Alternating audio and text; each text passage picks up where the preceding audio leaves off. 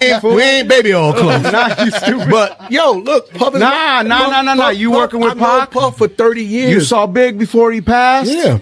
Bro, so you're close. And Jack, what were you saying? In the documentary, there was insinuations of, that Diddy possibly had something to do with both Tupac and Biggie. And, Who's telling the story, right? You can skew People very close to the situation. but you can create any narrative. Woke up, I look at the computer say, Floyd said, T.I. Nelly fuck 50. I'm like, what did he say 50 for? Nelly your first baby mama, Melissa, then took your fiance, say fuck that.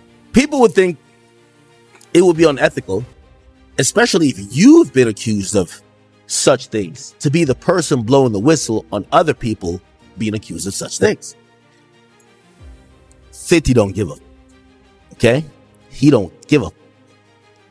He posted the Netflix thing. He said number 1 in 36 countries and 11 others still going up.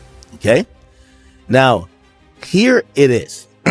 50 is now posted a picture, an edited picture of that. A picture that someone drew of Jay. 50 Cent's Diddy docu-series didn't simply dominate the conversation. It sent shockwaves through the streaming industry. From the moment it premiered, the project surged up the rankings at an unexpected pace, even challenging major hits like Stranger Things. Whether people watched out of curiosity, nostalgia, or the controversy surrounding it, the message was impossible to miss. 50 Cent wasn't interested in playing it safe. He came to uncover uncomfortable stories, and he delivered them without holding back. Now, just as the initial frenzy appeared to be cooling down, fresh speculation is bringing the series back into the spotlight. Rumors about a potential second season are gaining momentum, and insiders claim the next installment could go even deeper. I think, and just to kind of like roll off of what 50 was saying, I did not believe that I did not believe that it was going to be this crazy, but he's been the biggest champion of it. And so I think the goal was, the original conversation that 50 and I had in sitting down and talking about it, in the wake of Cassie filing her lawsuit, which is when we kind of had our first conversation, right then, was understanding that there were a lot of rumors in the industry. There was a lot of talk about, some of this bad behavior. I think Cassie's lawsuit, the level of detail that, getting underneath the hood and seeing the level of detail that she brought forward was really a lot to digest. And I think that both 50 and I were really interested in the nuances of tackling a story like this, like kind of understanding, where does the role of victim, begin and end versus like being a perpetrator, and kind of understanding cycles of violence and these kind of reoccurring patterns, and just seeing how complex the story was, and that no one was really treating it like that. Everyone was just very focused on salacious headlines and like with no context, And so I think for us, we wanted to put that care into the story. But they did characterize it as a hit piece in the very beginning, is because they didn't get a chance to watch it, when they were saying that. And then after they see it, you see everyone's changed their mind, and it becomes the number one dog. But also, someone calling it a hit piece was a statement from Diddy's team. So, I mean, what's your response to Diddy's team? Of course, they're going to probably have an opinion. And then what's your opinion on people that just say that you're petty? Are you petty? I accept that. I'll take that. I'll wear that. I'm fine. I have antics that I've become comfortable with on social media because of the usage of social media. That's just that. You know what I mean? But when they look at, they'll say, me deciding to go on ABC is petty. The morning show is the biggest show. These people, they came. It's a great opportunity to be on that actual platform, but they looked at it further and said it's airing in prison, so this would be why I would like to do that. And it didn't come across as a reason not to. Of course, I was aware that it would be airing. And for both of you, one of the other questions fans are asking is, there are a lot of great and powerful interviews in this, but where are A-list celebrities? Where are people in his orbit that remain silent? Like, they've never really even spoken out against the allegations or anything that's going on? Are people just concerned about their careers? Are they afraid to speak out? Because I remember Harvey Weinstein, right away everyone was like piling on and talking. Why is everyone afraid to say anything about Diddy? It's a part of the hip hop culture. Like they think that they are telling something, or just mind your business type of thing. Like, so if there's no other than that, you would look. If I wasn't saying the things that you've heard me say, there would be nothing being said at all. So it'd just be, you would assume that the culture is for those. As speculation surrounding Season 2 of 50 Cent's controversial Netflix series continued to build, fans were surprised to see Marlon Wayans suddenly pulled into the conversation. Best known for Scary Movie and White Chicks, the comedian initially seemed like an unexpected name in the middle of the drama. But his recent comments about 50 Cent revealed why his involvement quickly became a talking point.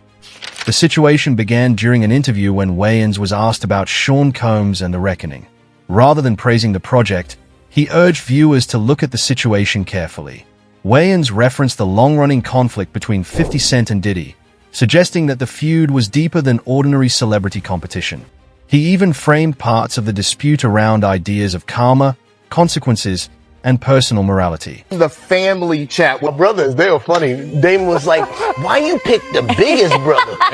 He's on gamma rays. Stick to beefing with Soulja Boy, Kevin Hart, people that we can beat. You fight him. Leave guys that got shot 9 times alone. He survived 9. And so I backed out. I just said his name. They asked me about the documentary. I was like, I didn't see it. And then they asked me about it, and I just gave my opinion. I was just like, I don't think brothers need to be quarreling in public like that. And then what I get into? A public quarrel with a brother. And I just think it was bad for the culture. And I kind of backed out. I don't even say that name anymore.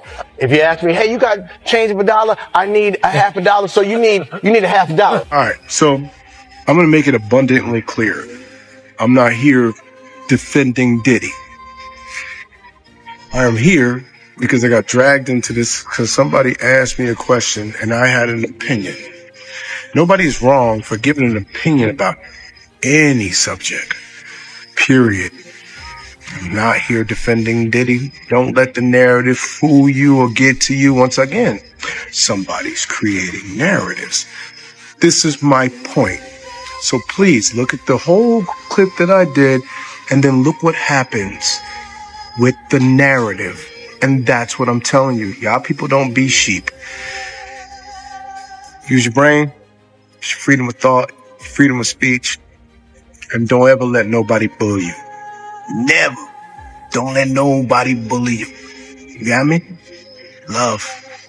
Now back to trolling this troll. What makes this celebrity conflict so compelling isn't simply the names involved, it's the timing.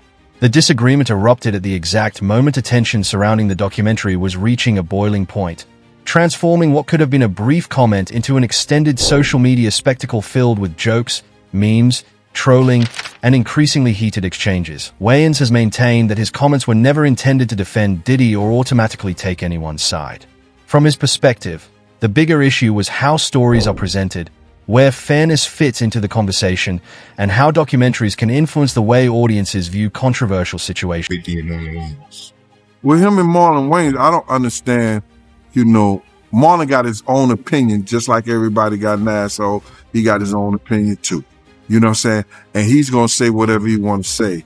But, when somebody is going to war or don't like somebody or somebody got a beef with somebody, unless you want to be a part of that beef or take a part of that, why you going to get involved in it? You understand? Keep your opinion to yourself. If those two people got a beef and you got a voice out here. Marlon got a voice because he comes from that family that has done a crazy comedy shows and things for our community as far as being the elites of the comedy world and then of the movie world. And he comes from that family, bro. So, you putting his voice and saying that, 50 is doing something wrong and stuff like that. People can't tell people what to do and how to do with their lives and with their time and everything like that. And if he's going against Puff and he's putting stuff out there, that's his business. That's him and Puff's business. You understand? Like people try to say I'm doing something wrong. That's me and Puff's business. You understand? No, but it's all right for him to send dudes to try to do something to me. It's all right for him to, send people or get them information so I can lose my job. It's all right for them to do this. They do. You understand? But when they see somebody like me or doing it back or saying something, I got to be some broke this. I got to be some jealous this. I got to be some hating ass and stuff like that. No, this is war. You understand? I might not have the ammunition he have. I might not have the people that he have. So for Marlon Wayans to go at 50 like that, both of them got money. You understand? Both of them got, their own peace of mind. You understand? But for Marlon to put out a clip that is an AI generated clip against 50, that's something whole different, bro. That's something whole, and I see that's happening right now. They got a clip of me holding a picture of Diddy, and I think it's 50 or somebody in the bed together. You understand? I ain't never had that picture right there. You understand? I ain't never seen that. That's a lie. But they're allowing that like that to come on the internet. You know what I'm saying? They're allowing people, to cut and paste and put stuff out there and make people seem like, they are some kind of fanoid, some homosexual ass whatever. And I know you can't say that on a thing, but that's what it is, bro. And I just hate that they are allowed and they can't be sued for doing stuff like that, man. And that's what, if you're going to do anything, you should be able to sue somebody to be doing stuff like that. For him to put 50 in the hot tub with Puff or get that picture when he knows it's an AI generated picture, that was low. That was real low. But he said, so since 50 trolling, I'm a troll. So have that same energy when you see that man. Keep trolling when you see that man. And that's what I got to say about that one. My whole thing about it is, bro, people going around saying, but Diddy's in jail. And him being in jail don't bring back none of the people that died, not only on his watch, on his making. It don't bring back Big.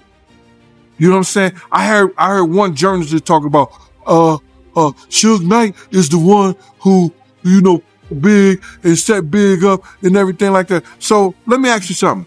Suge Knight was working in accordance with Puff to get Big out of California.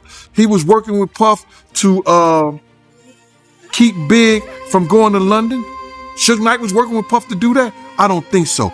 I heard Puff tell Kirk Burroughs on that Thursday, yo, Big ain't going nowhere. You could go by yourself, but Big ain't going nowhere. You know what? When you look at things and you see things, you know that facts will change your feeling. The next name drawing serious attention is Jay-Z. And for longtime hip-hop followers, his appearance on the radar may not come as a surprise. After Diddy, many fans have been watching closely to see whether 50 Cent would eventually turn his focus toward another major figure from the industry. Jay-Z and 50 Cent have a complicated history shaped by years of competition, public exchanges, collaborations, and moments of subtle tension. Their connection stretches back through multiple eras of hip-hop, making any potential confrontation far more interesting than a simple celebrity disagreement. Stay really friends with them. How close was Diddy and Jay-Z? They was close enough that they wasn't playing basketball, they wasn't playing baseball, they wasn't playing football, and they wasn't playing hockey or soccer for Diddy to come on stage, pat him on his ass, and then make the statement to people in the world that can't nobody call me Sean but Jay-Z. Now, I don't know what kind of statement, and I can't say, I wish I could say half a homo, but I know I can't say it. But I don't know what kind of half a homo that is. And you trying to say that you're not close to somebody.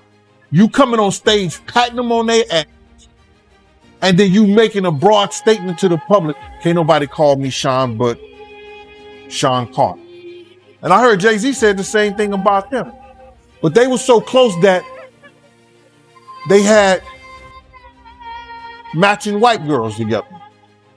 Because when they used to see each other, they used to say, yo, how your skinny white girl doing? He'd be like, yo, how your skinny white girl doing? So, I guess that's a certain type. 50 Cent appears to be adding even more fuel to the Jay-Z speculation through his social media activity. One recent Instagram post featuring Jay-Z immediately caught fans' attention, and the reaction was massive. The comments quickly filled with theories about the so-called Jay-Z files, with viewers wondering whether a future season, or possibly a standalone special, could put Jay-Z at the center of the story. The speculation grew even louder after 50 Cent appeared to engage with several comments predicting that the rumored files could eventually surface. Those small interactions were enough to send social media into another frenzy, as fans began connecting the dots and debating what a Jay-Z-focused documentary could potentially reveal. A lot of people think it's unethical for a rapper to be blowing the whistle on another rapper, given the fact that many rappers do the same things. Now, maybe not Diddy things, but I keep telling you, I know many rappers who they do domestically assault their woman. They have put their hands on their woman. They have beat their woman before. They have a domestic case. People would think it would be unethical, especially if you've been accused of such things, to be the person blowing the whistle on other people being accused of such things. 50 don't give a okay? He don't give a He posted the Netflix thing. He said #1 in 36 countries and 11 others still going up. Okay? Now, here it is. 50 is now posted a picture, and an edited picture of that. A picture that someone drew of Jay-Z. And 50 said, please stop sending me stuff like this. I'm not going to post it. But of course, he's being facetious because he posted the picture that he claimed he wouldn't post. Now, that's not the interesting part, y'all. The interesting part is when you look at it, 50 was in the comments here and he was liking posts. You can't see what the author, which will be 50, likes. But 50, and I guess I could post it on, give me a second. I could post it on our burner page.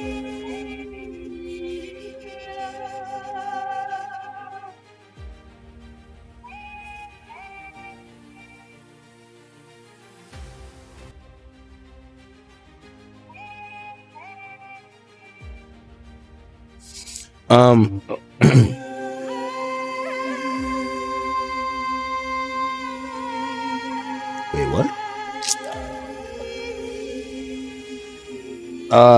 Wait.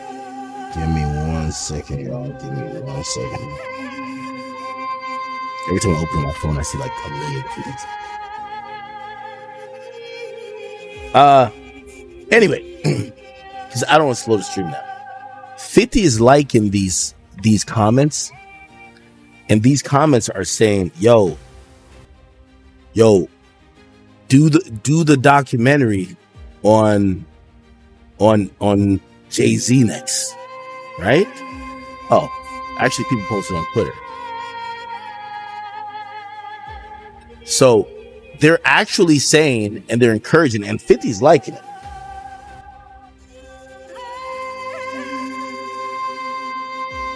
Here we go. It said 50 Cent liking a comments hinting Jay-Z's next. Somebody says, my only question. He's next, isn't he? Another major name being linked to the rumored Season 2 lineup is Rick Ross, and unlike some of the other speculation, this rivalry has years of history behind it. The conflict between Ross and 50 Cent has remained one of hip-hop's most recognizable celebrity feuds, built on diss records, interviews, online exchanges, and personal jabs. Their battle gained serious momentum in the late 2000s after lyrics from Ross were interpreted as indirect shots at 50 Cent. The response was anything but quiet. 50 Cent unleashed a series of attacks, including references to Officer Ricky, while continuing to target Ross through music and his G-Unit platform. What initially looked like another rap industry beef soon expanded beyond songs, with the two trading accusations and insults across different media platforms. Hey guys, I just saw a very unfortunate situation that took place in Canada, and I wanted to say to everyone, that I hope that brother made it home safely. I hope that he now has a different perspective and a better sense of what to do and what not to do while you're out in the world. That part where the young guy went he did this little move and shit and got knocked the fuck out, right there. That does not reflect him. That reflects his camp. And he might need to go get the Dream Chasers or, already said that I believe that he was victimized, and I think it happened long before the industry. People really don't want to look closer into his childhood and to what his mama had going on in that house. God knows what he saw and what happened to him in his own mama house. All of those strangers, them up involved, looking around, seeing what was going on. And let's just be clear, it sounds like her house was a house of, professional freak-offs. So who knows what he saw or what could have happened to him while she was busy entertaining people and pouring and getting tips, as she would say, for her after-hour life. Oh, yeah. He was, I'm going to say he was surprised to hear that. School bus driver. No, was he surprised or was he like, zip it, you talking too much? Because that's what it looked like to me. It looked like you talking a little bit too much. They don't need to know about that. While she was sitting there, because I was a bus driver and I was this, and I worked at the after hours. And I would pour them drinks and they would give me big tips. She did say it just like that. Big tips. Big pimping, spending cheese. In Sean's own words, in Diddy's own words, he had said he had a sigh of relief learning that he was the son of a hustler or a gangster. Like he wanted that status. He wanted to say that he was a sigh of relief is a wild thing to say, that your daddy was a gangster or a hustler. That's what you heard that he was. Well, I mean, like Tim said, they had a bunch of blaxploitation movies being played around the house all the time. They grew up with the Mac playing. They grew up with Superfly playing. If that's what you got going on, you got two women in the house and there's no men around, and these are what the little boys are watching. You got basketball players coming over late at night. You got hustlers coming over, PIMPs coming over, women who look like they were modeling for Jet Magazine coming over. It sounds like the nature of the environment is what shaped. Now, as a journalist, you heard me say what I said, and that's kind of what cranked this whole thing up. But then fast forward to the documentary.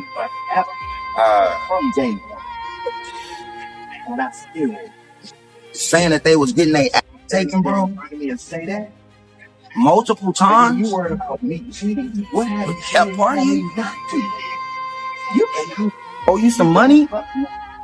Man, yo, what the f is going on in this world, bro? You said I woke up with females in the bed. Then I woke up and Diddy was in the bed.